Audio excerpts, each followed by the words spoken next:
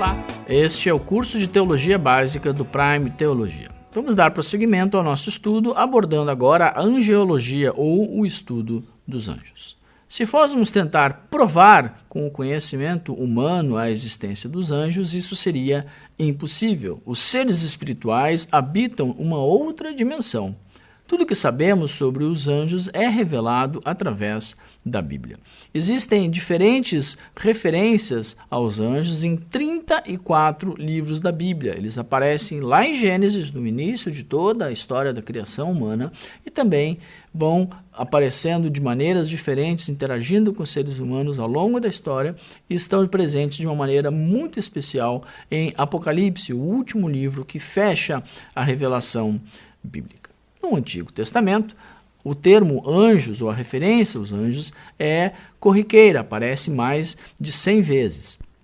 Eles são vistos como seres espirituais, porém reais. Eles interagem, eles convivem, eles falam, eles comem, eles têm uma relação diferenciada com os seres humanos. Os salmos mostram os anjos adorando a Deus. Alguns profetas que tiveram uma visão do céu veem o papel que os anjos desempenham na eternidade. Mas é importante perceber que anjo, a palavra em si, traz um sentido, um significado, é mensageiro. Basicamente, quando falamos de anjos, falamos de seres espirituais que, servindo a Deus, trazem mensagens para os seres humanos. Abraão, por exemplo, comeu e conversou com os anjos.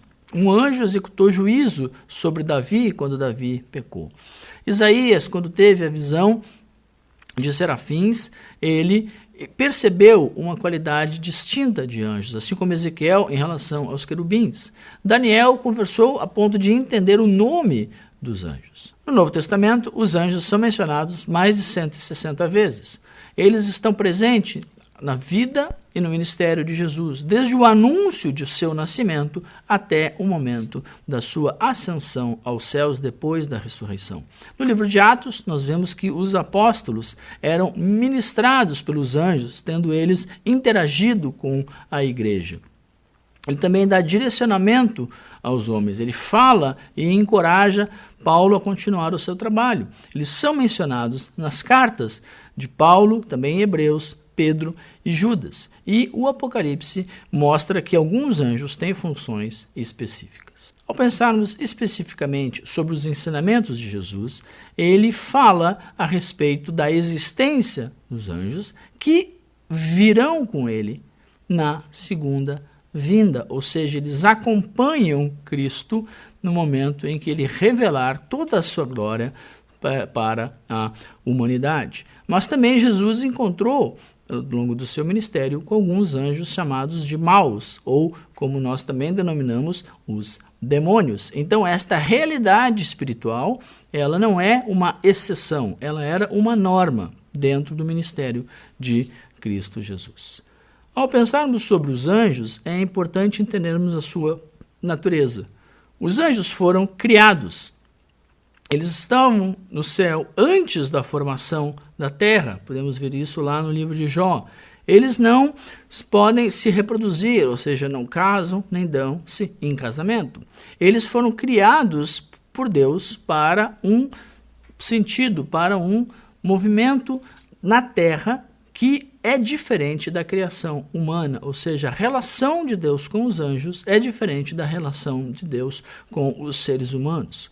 No seu estado original, a maneira com que eles foram criados, eles eram perfeitos, eles estavam além dessa ideia que temos hoje de anjos caídos. Porém, num determinado momento, 1/3 deles se desviou do seu propósito e, por isso, não perderam a sua identidade de anjos, mas receberam, então, um outro nome que será abordado mais profundamente no próximo tópico.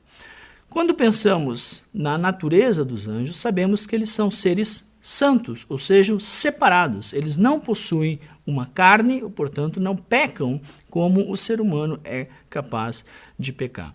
Existem alguns anjos que foram eleitos e alguns anjos que determinam o seu papel num nível espiritual diferente de outros. Existe uma espécie de hierarquia entre eles.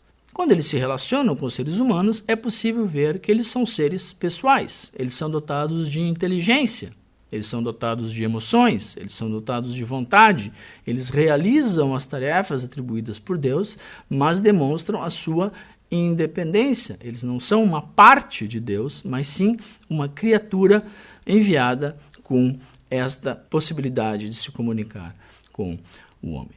A sua forma é muito debatida. Muitas vezes eles são representados com asas, mas biblicamente falando, nem sempre. Muitas vezes eles se apresentam na figura humana normal, com braços e pernas. Mas alguns deles tinham um aspecto relacionado com a guerra, pois se apresentam com espadas. Dependendo do momento que Deus decide revelar, o anjo é visto de uma maneira específica. Os anjos, por serem espíritos, são imortais. Mesmo assim, existe a previsão de uma punição para os anjos que seguem a Satanás, que irão juntamente com ele para o inferno. Quando pensamos na relação dos anjos com Deus, nós vemos várias maneiras isso sendo mostrado na Bíblia. Eles servem para louvar a Deus. Eles servem para adorar a Deus. A Bíblia diz que eles se alegram com as coisas que Deus faz.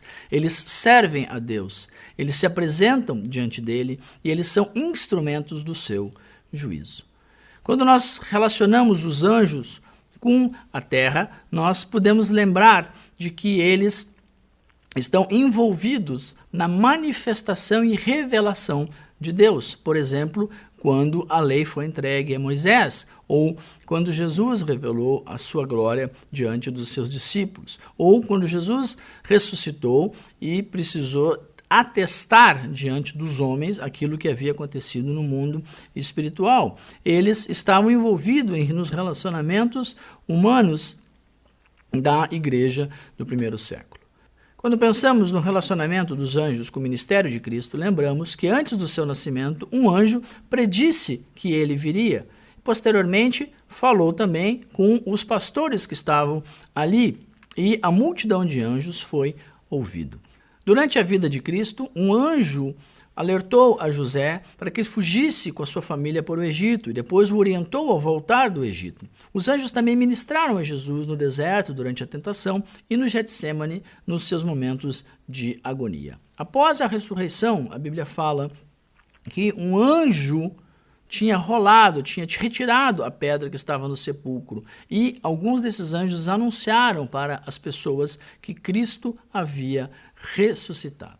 E mais importante, na segunda vinda, no momento onde Cristo vier, os anjos vão participar dos dois momentos distintos, tanto no arrebatamento da igreja, quanto na vinda gloriosa de Cristo sobre a terra. Quando nós pensamos na relação dos anjos com os ímpios, ou seja, aqueles que não são salvos, nós vemos que algumas vezes eles foram usados para trazer juízo e infligir esse juízo divino sobre os homens. E também a Bíblia fala que irão separar os justos dos injustos.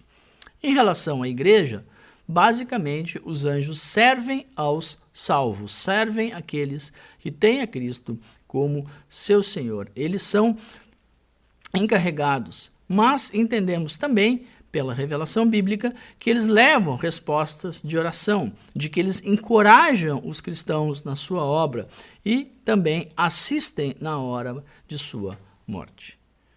Quando nós tentamos entender os anjos, podemos recorrer à Bíblia, que fala que eles são filhos de Deus, que eles são espíritos, de que eles estão vigilantes e de que eles se assentam em lugares diferentes, chamados de tronos, ou soberanias, ou principados, ou potestades. Quando pensamos nesses tipos de seres celestiais, é importante lembrar que existe um sentido amplo da palavra anjo.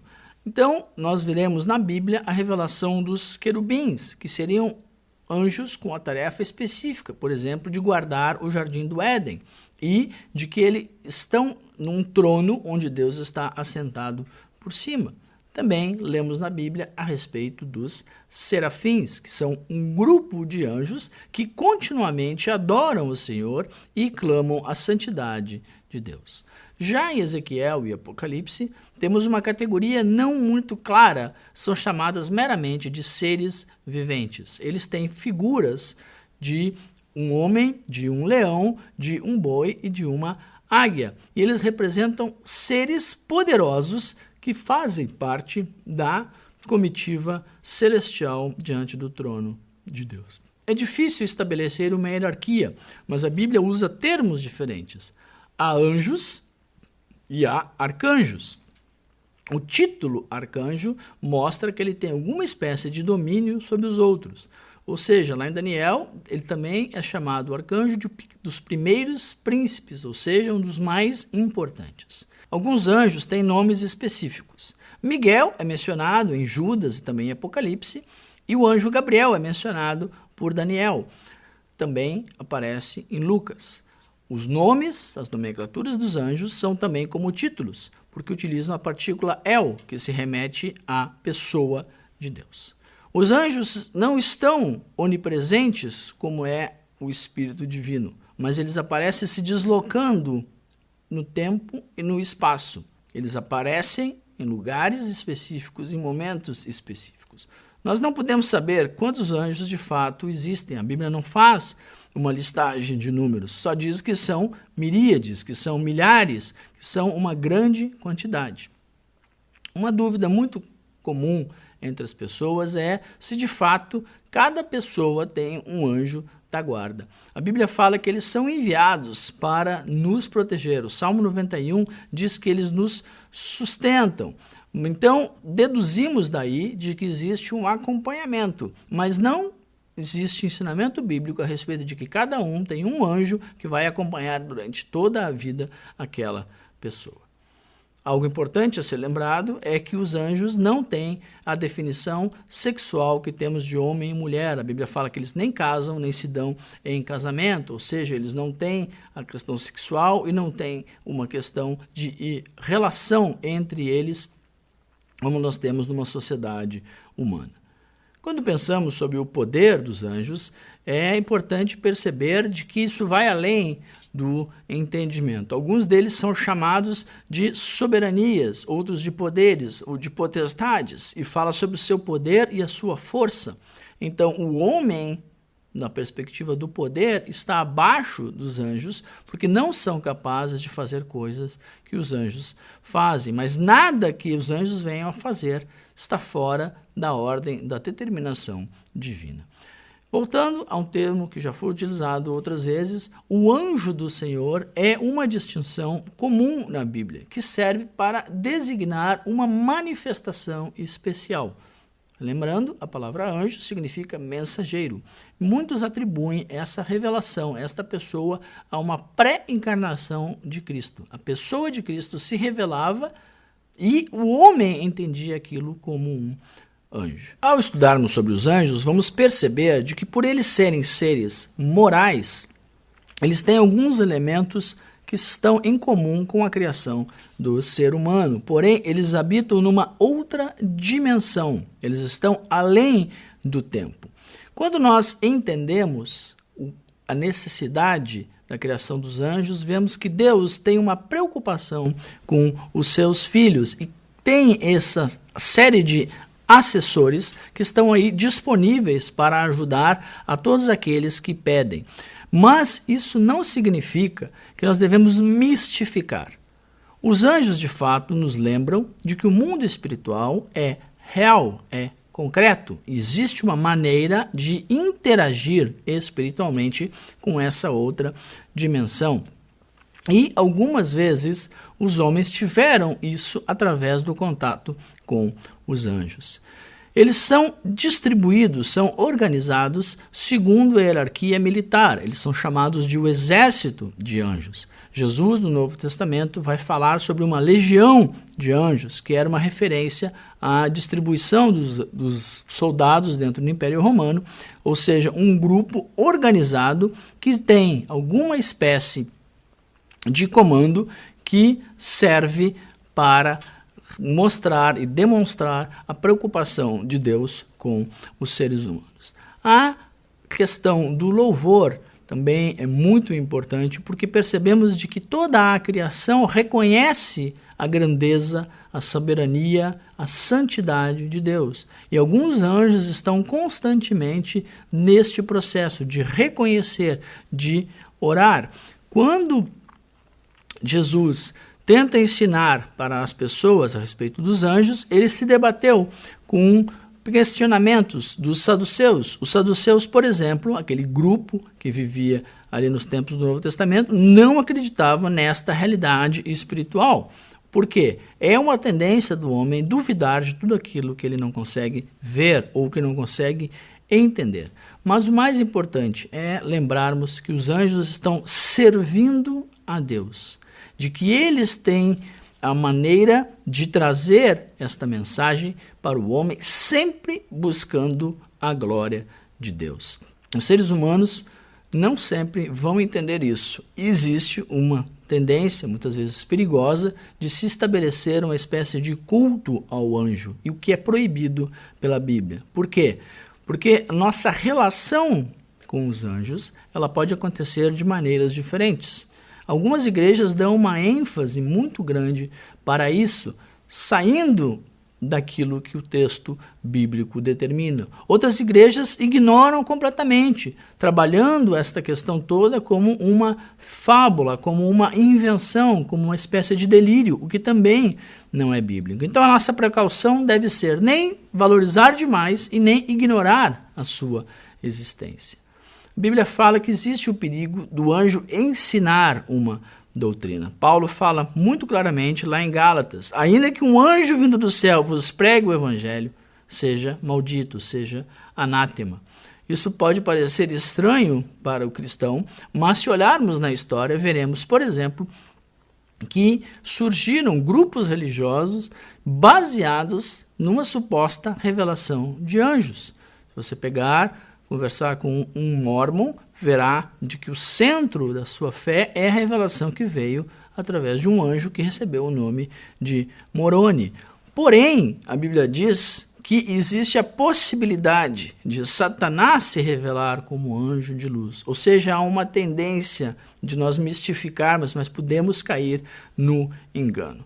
Então, o mais importante é lembrar de que não deve ser prestado culto aos anjos, nos ensina Paulo em Colossenses. Isso é uma tendência que muitas vezes as pessoas têm ao pensar nas hostes celestiais. O mais importante é a lição de Apocalipse, quando o anjo diz para João: olha, você precisa manter o testemunho e adorar ao Deus. Não é possível para nós hoje estabelecermos quem é que tem condição ou não de ver ou de se relacionar com os anjos. Isso está dentro de um poder que sobrepõe nosso entendimento dentro da teologia. Mas podemos perceber de que sim, dentro da história cristã, existem momentos em que Deus permite que isso aconteça. Não para que o anjo seja exaltado, mas para que a glória de Deus seja manifesta, para que as pessoas percebam aquilo que Deus tem. E existe também o alerta de Hebreus, dizendo que pessoas sem saber podem ter recebido anjos. Portanto, para resumir, é importante lembrar que os anjos são criados, eles têm poder, mas não são todo-poderosos, não são capazes de ler a mente, fazem apenas aquilo que Deus lhes manda fazer, têm uma determinada divisão de hierarquia, auxiliam a Deus no seu propósito e servem à igreja.